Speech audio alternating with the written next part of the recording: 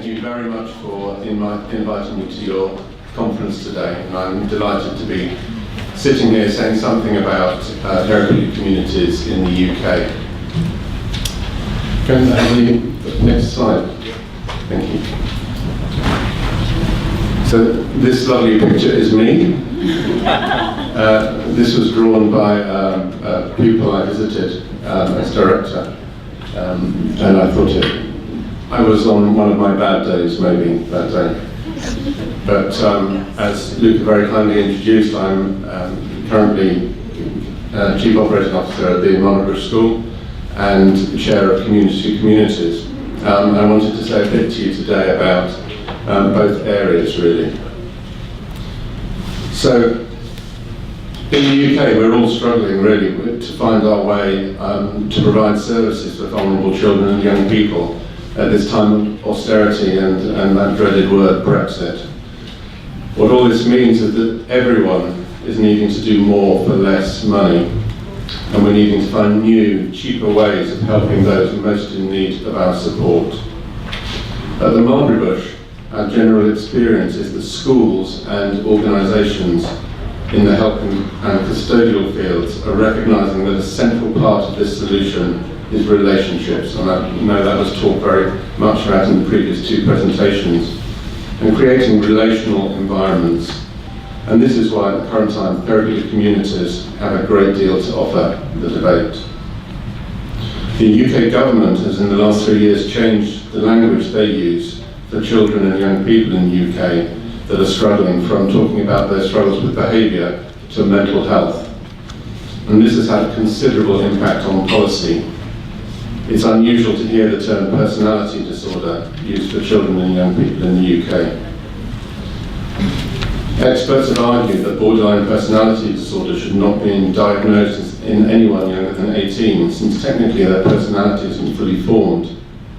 However, in the most recent edition of the Diagnostic and Statistical Manual of Mental Disorders, the DSM-5, there is a provision that allows for the diagnosis of borderline personality disorder before the age of 18.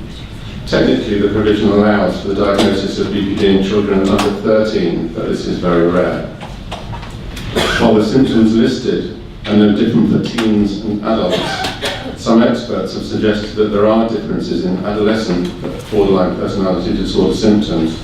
Symptoms such as instability in interpersonal relationships, impulsive behaviour, chronic emptiness and unstable sense of self may look different in teens, and perhaps it's easy to imagine why. At one time, borderline personality disorder was considered a lifelong disorder. However, some recent research studies estimate that between 66 and 85% of adolescents with borderline personality disorder will no longer meet diagnostic criteria after 2 years. So in the UK, children are generally described as having social, emotional and mental health difficulties. So the Mulberry Bush. The Mulberry Bush is a therapeutic community near Oxford and has been working with children and young people with severe social, emotional and mental health issues since 1948, making this year its 70th anniversary year. So the previous slide there shows the site roughly as it is now. And you might see that we've just built these 2 new houses. You can see various diggers and things still on the site here. So we've just opened these houses this summer.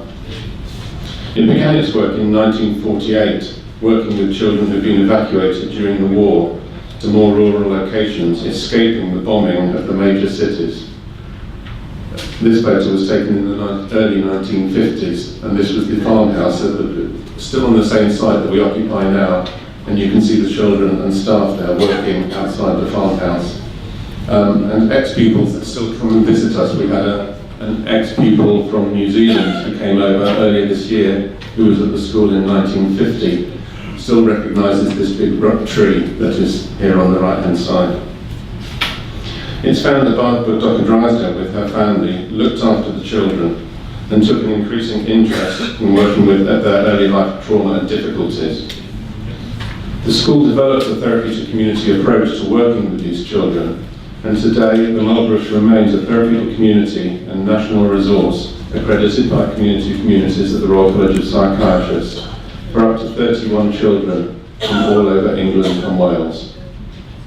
Children are placed at the residential school for 3 years with a focus on integration back into family, school and local community. The children placed at the Mulberry Bush still present extremely challenging behaviours, having suffered early life trauma, and many are at risk of early mental health diagnosis in their teenage years or early adult life. Here are some of the details of the Mulberry Bush children's demographic profile, and as you can see from this slide, about 72% of parents have been adopted or in care or have a history of substance misuse. And I think that's interesting, and some of the references earlier to working with families, whether we vilify families or whether we see them really as a very needy part of the work. And we're certainly increasingly working with families both on our site and in local communities. So 68% of our children have ACE scores. I don't know whether you use ACE scores here in Italy, but there's adverse childhood experience scores of 4 or more. So that really puts them at the more profoundly vulnerable end of the spectrum. 77% of children have an attachment disorder diagnosis, 62% boys, 38% girls. 81% have witnessed significant incidents, violence or death of another. 58% are in foster care, and that's really the result of a foster care for all pushed by the UK government. Average age on arrival is 9. Our children come between the ages of 5 and 13. 25% have ADHD and 25% have conduct disorder. Some interesting recent UK statistics from the newspapers. So 16 million people in the UK have experienced mental illness, and 3 in 4 of these start in childhood. Figures show about 10% of children between 5 and 16 have been diagnosed with a mental health problem. 75% of young people with a mental health problem are not receiving treatment in the UK, and there's been a rise in the time that children have to wait to receive treatment for complex mental health conditions. Children with depression, anxiety are not being identified or given help. Average wait for effective treatment is 10 years currently, so it can take a decade for many young people to receive help after first showing symptoms. And opportunities are often missed in this wait until they reach crisis, causing children to self-harm, become suicidal, be violent and aggressive, or drop out of school. Something we've really focused on at the Mulberry Bush is research, and despite all those quite shocking statistics, it's interesting that just 6% of UK health research spending is spent on mental health, and less than 30% of that is on children and young people's health, which I think is something that really needs to be addressed. At the Mulberry Bush, we work very closely with our child and adolescent mental health services, that's in the NHS, our CAMS team as we call it. It's clear from them that therapeutic communities such as the Mulberry Bush are placements of choice for children with severe emotional and mental health problems. There really aren't many other services available for children with profound need. However, we are also finding through our outreach services that schools are having to find ways of working with increasingly challenging and vulnerable children. And I heard again in earlier presentations about how to reach out into communities. There's little money for additional support or opportunities for referral to clinical specialists. Pressures on schools are increasing through the recent government green paper. It's called Transforming Children and Young People's Mental Health Provision, and the response to which has just been published in July.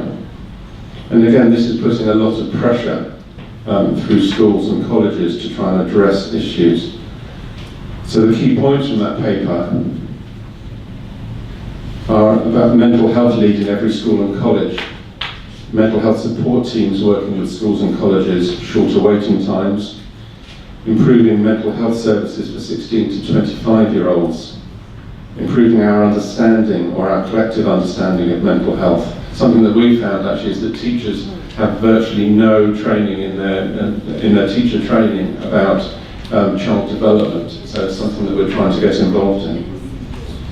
Internet and social media and how these affect the health of children and young people, that's certainly a big concern in the UK.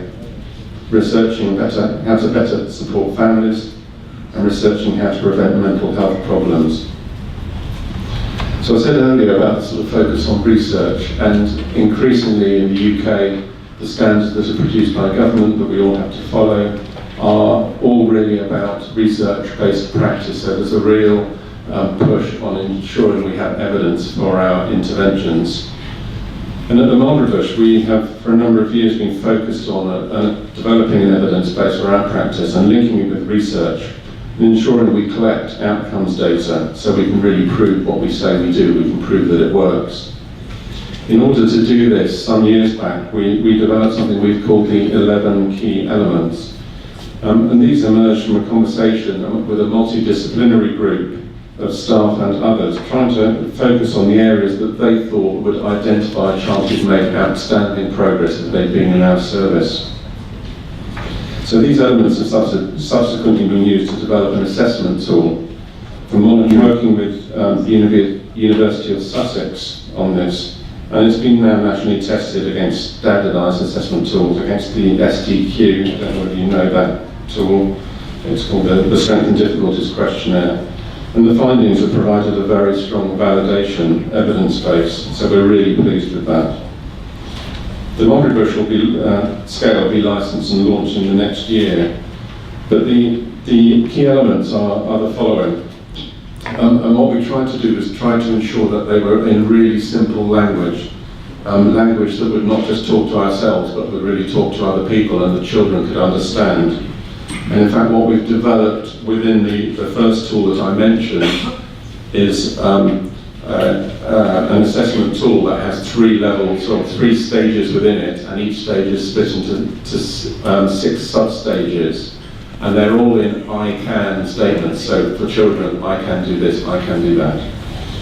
So the 11 key elements, we aim for the children to make progress in their ability to use and apply learned skill and knowledge, to be a successful learner, to make a contribution and become involved in the immediate and wider community, to improve self-awareness and value achievement, to involve themselves appropriately in their care and the care of the environment, to function appropriately in a group, to reflect on and communicate feelings rather than act them out, to ask for help and make use of it, to keep themselves and others safe, possibly the most important thing, I think, for the children that come to be with us, to build healthy and mutually trusting relationships, and to be able to play. I also think that's probably one of the most important too, probably for staff as well.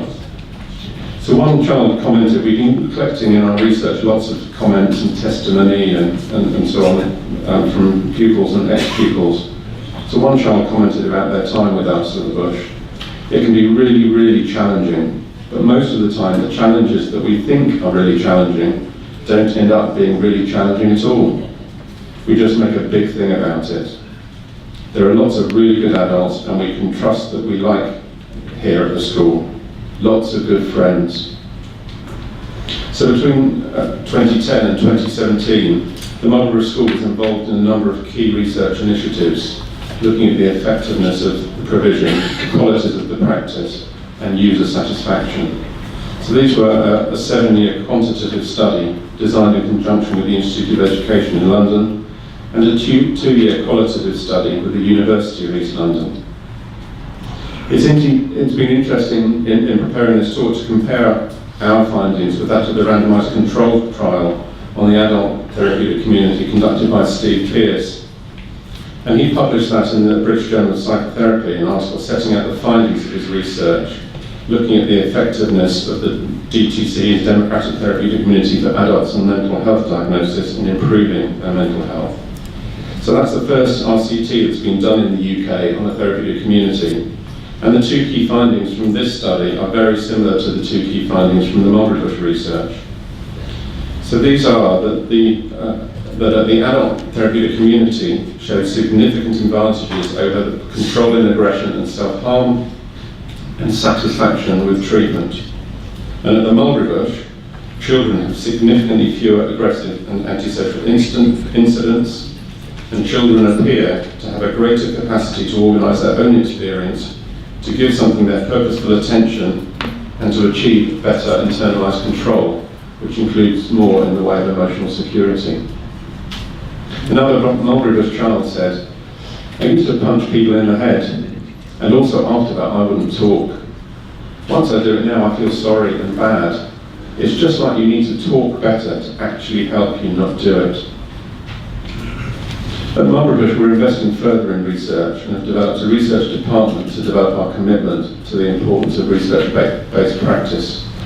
We're also looking to capture from ex-pupils their experience of being at the Mulberry Bush. And I'm going to show in a second a short video from Chris Wager, who was an ex-pupil with us about 10 years ago or so.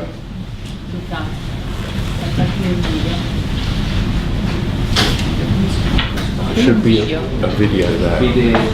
Oh, no, back one.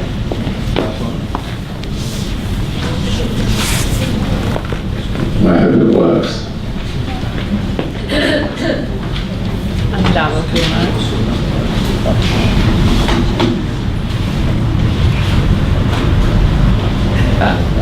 Yeah.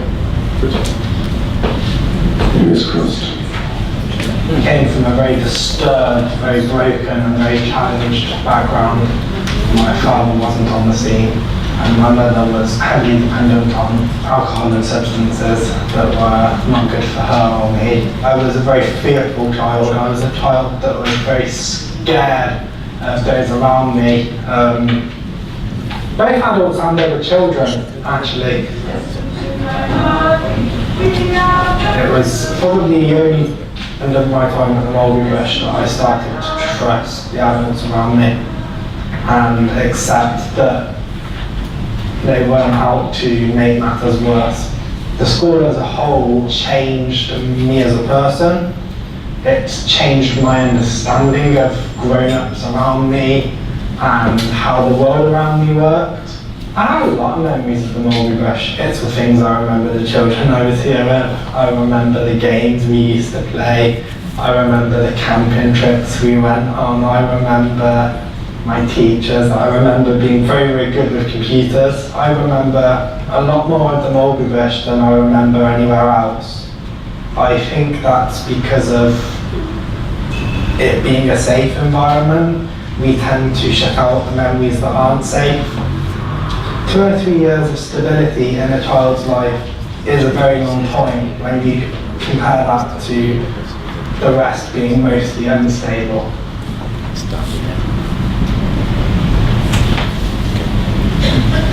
Okay, I think for me the last thing he says there is just so important about stability, that stability in a child's life. So just a little bit about community of communities. So the Community of Communities is a quality improvement and accreditation programme for therapeutic communities in the UK and overseas for adults and children, and it's run through the CCQI, which is the College Centre for Quality Improvement at the Royal College of Psychiatrists. And it works to support its members to meet the highest standards of therapeutic community practice through a process of self and peer review, I think very similar to the one that you run here, and also accreditation. There are currently no children's services identifying themselves as working with personality disorder population or using it as a diagnostic term. However, it's really interesting to note that there's a large focus on personality disorder in the offending and criminal justice sectors in the UK. And in recent studies, more than 50% of people in prisons and forensic settings have personality disorder. In this sector, there's a growing realisation of the importance of relational environments in treatment of those with PD. There are now 16 such planned environments in the UK prison system, and this realisation is really leading to increased pressure on the National Health Service to consider the role of relational environments in their treatment of people with personality disorder.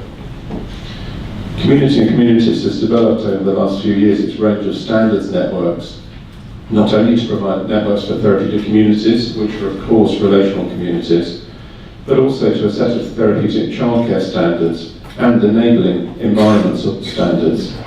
So within the Communities membership of 82 organisations, the Children and Young People's Networks has grown to become the largest, currently over half the membership. So those three different sets of standards provide a framework for relational environments to meet a range of needs. The community standards for therapeutic communities provide the most intensive relational environment, which is seen as the treatment in itself, not just enabling. However, there was increasing demand from children's homes who did not want to be a therapeutic community but wanted to be more therapeutic and think more carefully about how to plan their planned environment. The Therapeutic Childcare Network is growing, and the Enabling Environments Award is proving very popular in the care sector, but also outside the care sector for businesses just wanting to be more caring for their staff. In the future, through communities, we hope to have Enabling Environment Award as the sort of single point of entry into a range of possible peer review and accreditation quality improvement networks, which would vary in intensity of provision offered. The therapeutic communities providing the most intensive intentional environment. And I suppose in that way, the intention really is to try and reach out into communities, into schools, and into other areas to try and support children before they need to come into places where they have the most profound need. So just a final thought or comment. In these pressured times, the importance of the therapeutic community model and its offer has perhaps been never more important. We shouldn't allow the pressures we all face to diminish the importance of relationships in creating relational environments. It's taking time to think and reflect together that will help us resolve together the current and future challenges we face. Thank you for listening.